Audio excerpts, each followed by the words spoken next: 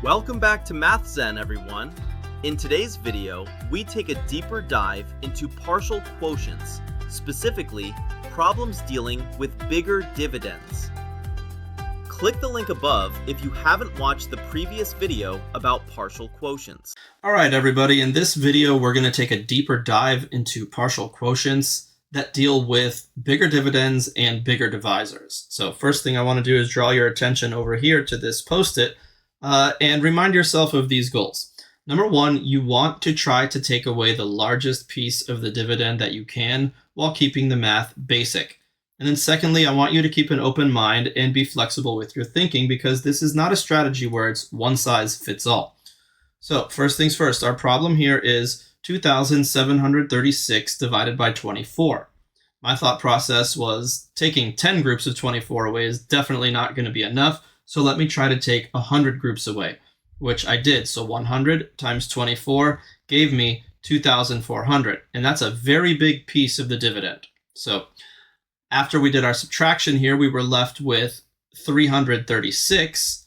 And I thought to myself again, I need to take away a big piece of that.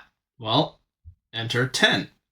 10 groups of 24 is 240. That's again a pretty big piece of what was left over. So we do our subtraction and we're left with 96. At this point, since I like doubling numbers and I'm pretty good at it, I chose to double 24, which is here, which gave me 48.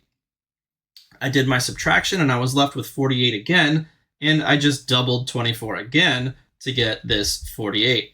When we did our subtraction, we were left with nothing down here, which means there's no remainder in this example. And to get our final answer, we just add 100 plus 10 plus 2 plus 2 to get 114. Now, a side note, this part where I made the little brackets here, you absolutely, if you're a more advanced thinker and you could handle 4 groups of 24 knowing that it equals 96, you could have done these 2 steps in 1 step. Totally okay with that. All right, now that you've had a chance to take a look at how partial quotients work using bigger dividends and bigger divisors, let's try to tackle this one together. So the first thing I'm trying to think of is I want to take a big piece of 2,340 away, and I know 10 is going to be too small, so I'm going to take 100 18s away, which is going to give me 1,800. Going to do your subtraction. And we have to do a little bit of borrowing here. And that's going to leave us with 540. So again, I want to think I need to take a big piece of 540 away. And earlier I mentioned that I like doubling. So I'm going to double 18, but I'm going to double it a little tricky here. And I'm going to add a 0 to it. Because 2 times 18 is 36. And I can just add a 0 to get 360. Going to do your subtraction again, and we have to do some more borrowing. And we're going to be left with 180. Hopefully it's jumping off the page to you that you can get 10 more groups of 18 out of 180. And this example is going to leave us with no remainder. All you have to do now is add up 100 plus 20 plus 10 to get 130 as your final answer. Now, I have a question that I'd like you guys to go ahead down in the comments and answer. Are there any partial quotients down the side here that you guys would have done differently? Let me know. Thanks. Now let's try a challenge problem here on your own. So if you'd like to go ahead and pause the screen here before I solve this, I'll give you a couple minutes to solve it.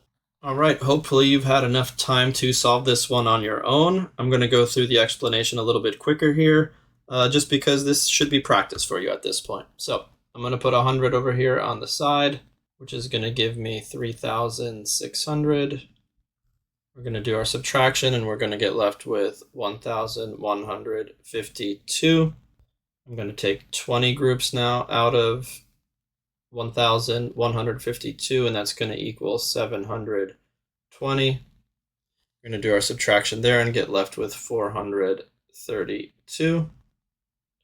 And at this stage, I'm only going to take 10 more groups out, which is 360. Do our subtraction, and we're left with 72.